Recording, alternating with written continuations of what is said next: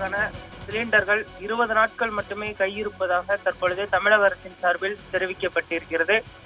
Iran மற்றும் அமெரிக்க இடையேயான அந்த போர் தீவிரமடைந்திருக்கிறது. அதே போன்று ஹார்முஸ் நீரிணை மூடப்பட்டிருக்கிறது. இதனால் எரிபொருட்கள் கொண்டு வரக்கூடிய அந்த வழித்தடம் முற்றிலும் தடைபட்டிருக்கிறது. இதனால் உலக நாடுகள் முழுவதுமே இந்த போரின் தாக்கம் எதிரொலிக்க தொடங்கியிருக்கிறது. தமிழகத்திலுமே இதன் தாக்கம் தற்பொழுது மெல்ல மெல்ல தெரிய தொடங்கியிருப்பது குறிப்பிடத்தக்கது. இன்று பெங்களூரில் இருக்கக்கூடிய ஹோட்டல்கள் அனைத்தும் மூடப்பட்டிருக்கக்கூடிய நிலையில் விரைவில் சென்னையில் இருக்கக்கூடிய ஹோட்டலும் மூடப்படக்கூடிய சூழல் தான் உருவாகி கொண்டிருக்கிறது. அதே போன்று வீட்டு விநியோகத்திற்கான இந்த சிலிண்டர்களை முன்னுரிமை அடிப்படையில் வழங்க வேண்டும், அதன் உற்பத்தியை அதிகப்படுத்த வேண்டும் என்று மத்திய அரசு தற்பொழுது எண்ணெய் நிறுவனங்களுக்கு அறிவுறுத்தியிருக்கிறது. அதே போன்று வணிக சிலிண்டர்களை முறைப்படி பார்த்தோமேனால் கொடுக்க வேண்டும் என்றும், அதே போன்று ஒரு சிலர் கள்ளச்சந்தையில் விற்பனை செய்வதை தடுக்க வேண்டும் என்றும் வலியுறுத்தப்பட்டிருக்கிறது.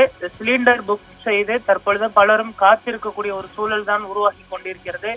இந்தியன் ஆயில், பாரத் பெட்ரோலியம் அதே போன்று உள்ளிட்ட நிறுவனங்கள் விரைந்து இந்த சிலிண்டர் விநியோகத்தை சீரமைக்க வேண்டும் என்று தற்பொழுது பொதுமக்களின் சார்பில் வேண்டுகோள் விடுக்கப்பட்டிருக்கிறது. அதே போன்று வீட்டு விநியோகத்திற்கான சிலிண்டர்களை முன்னுரிமை அடிப்படையில் முதலில் வழங்க வேண்டும் என்றும், மற்ற வணிக சிலிண்டர்களை உற்பத்தியை தற்காலிகமாக நிறுத்த வேண்டும் என்றும் தெரிவிக்கப்பட்டிருக்கிறது. ஏனென்று சொன்னால் ஒவ்வொரு குடும்பத்திற்கும் சிலிண்டர் என்பது அத்தியாவசிய ஒரு பொருட்களாகி மாறிவிட்ட வந்த சூழலில் தற்பொழுது வீட்டு விநியோகத்திற்கே உபயோகப்படுத்த முடியாத ஒரு சூழல் தான் உருவாகி கொண்டிருப்பதும் குறிப்பிடத்தக்கது.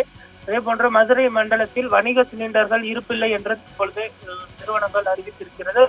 அதன் தொடர்ச்சியாக தற்பொழுது திருச்சி, சென்னை, கோயம்புத்தூர் உள்ளிட்ட மண்டலங்களிலும் இந்த வணிக சிலிண்டர்கள் இருப்பு என்பது குறைவாகத்தான் இருக்கிறது. அதே போன்று சிலிண்டர்கள் வைத்திருப்பவர்கள் அதிகமான சிலிண்டர்களை வாங்கி வைத்துக் கொள்வதனால் மற்ற வீடுகளுக்கு விநியோகம் செய்வதிலும் சிக்கல் எழுந்திருப்பது குறிப்பிடத்தக்கது.